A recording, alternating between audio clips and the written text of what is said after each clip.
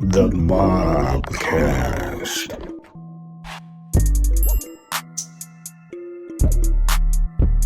I know this is old news, but how do you feel about when people say like Nipsey Hussle isn't a legend and shit like that? I think like Wack was famously one of the ones that they said he was on record like, oh, he's not a legend just because he had. Yeah, but I think he was saying like a legend musically.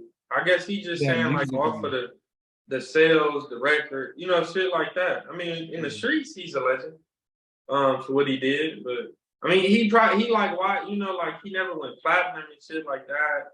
A lot of people didn't know who he was until he got killed. You feel me? To be honest, That part, a lot of people knew who he was. Out of state people, different people, but a lot of the people that's like really Nipsey fans now didn't even know who he was. But yeah, I think Wack was just talking about like as far as like him being a legend, like you like putting him on the same caliber as like a Michael Jackson or somebody. I don't think you could do that if you don't have enough music out. But nah, he was a legend I heard of, bro. Yeah. No, big time. He's a music legend without the platinum shit. Yeah, bro. He got good music. You feel me? I didn't listen to him at first. Like I knew one of his songs because we always heard it back in the day, like that Blue Laces, I think, part one. Blue Laces, Shell Cases, We Catch Bodies, Won't Leave No Traces. That shit, but after that I couldn't listen to him no more because the politics. I never listened to him. Yeah, I was about to say is the politics. But it's just like politics, period. With like I never fucked with that side ever. Yeah. I was always on the opposing side all my life. Yeah. I always hated them. Them in general, like the whole thing. Yeah. No, I mean, there's a lot of that shit. Because at first he was gangbanging in his music. Like he was gangbanging at first. He had started like gangbanging in their music, but I mean he kind of like changed it eventually. But like a lot of people listen to his music, bro. I have my own homies that I'm like, damn, why the fuck is they listening to this shit? They was playing this shit at hood days and shit. Yeah, you know what the trippy part is how many people showed love. I mean, towards the end when, you know, obviously he had passed, and I think like it was kind of a testament to like how he did change it. He did change his kind of like, he didn't switch up, I want to say, like, right, his persona, he was still himself, which is kind of why a lot of people respect him. I know I respect that because it is disheartening when you take someone that like, not to say, you know, I think growth is beautiful, bro. When someone grows and they're like, hey, I'm not this person no more, that's dope. But when they do a complete like 180 or whatever, and it's like, oh, okay, I'm complete. Like I can't think of a good example right now, but you know what I mean? You got people like Ice Cube who's still the same person he was. You still see him. Yeah, but Ice Cube, if he got a store on Crenshaw, you don't know about it and he's not there. Exactly that. Okay, so that question that I asked you came about because I have this argument with my coworker. He likes to fuck with me. He's like, hey man, you know, he's not a legend, this and that, blah, blah, blah. But you know what? I guess I never thought about it in two different senses, in the sense of music and in the sense of in the streets. I can see it's two different ball games, bro. He never even went platinum, to be honest. I think that was his first album. It was his first album, yeah. I didn't get privy to Nipsey till it was kind of he had already been rapping for a minute. I think nah, he had mixtapes and all that shit. Like that song that I just sung a little bit of, that shit old. Oh no, that's old. But what I'm saying is I caught on when he dropped I Don't Give a Fuck. When that single came out, that's when I was like, oh, who's this? I remember my homie was playing it.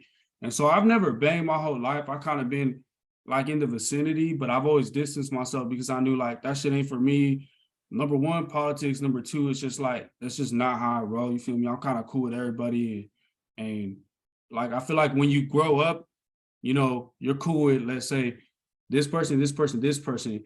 And by the time you reach the 6th grade, this person, this person, this person are in different gangs, but y'all were all tight. It's kind of hard to say, oh, I'm cool with you, so fuck the other two, or I'm cool with you, so fuck this. You know what I mean? Like it was too much for me. So I was kind of just like cool with everybody. But eventually even real motherfuckers will tell you like, hey bro, like you either gotta kind of like pick a side or take a hike, and you know what I mean? So at some point, yeah, that shit'll make it, you know, you'll be forced to decide whether or not you want to do that.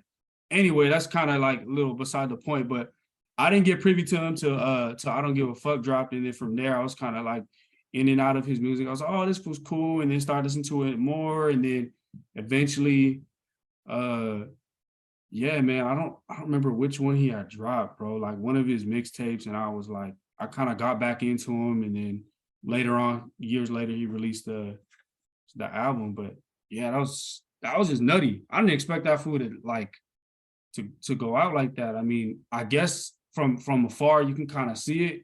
He stayed in his hood and everything. And it was too accessible, bro. Too accessible, yeah. Yeah, I don't give a fuck what nobody say. The whole thing is to like make it about the hood. That's cool. You got it, but then it's like when you make it about the hood, then people be like, oh, he's fake because he's not coming back or something. Fuck, I'm gonna come back for it. I mean, you could go back, like you could do shit, like you could promote, he could put artists on like he did. You could do all of that, but you don't gotta be over there every day with long socks on and Pumas and do-rags, bro. I'm just being honest. No, like, that's you level up, you gotta level up everything. Like if you get money, you just can't be pulling over to every gas station. Or you can't, like, why would you want to go to the gas station in your hood like every minute? You need to fill up so when you over there, you don't gotta get gas. It's just so shit you gotta do, bro. You have to level up. Yeah, you got to, because it's like, bro, you gonna be like a rapper, still realistically still hanging around a lot of people that don't got money.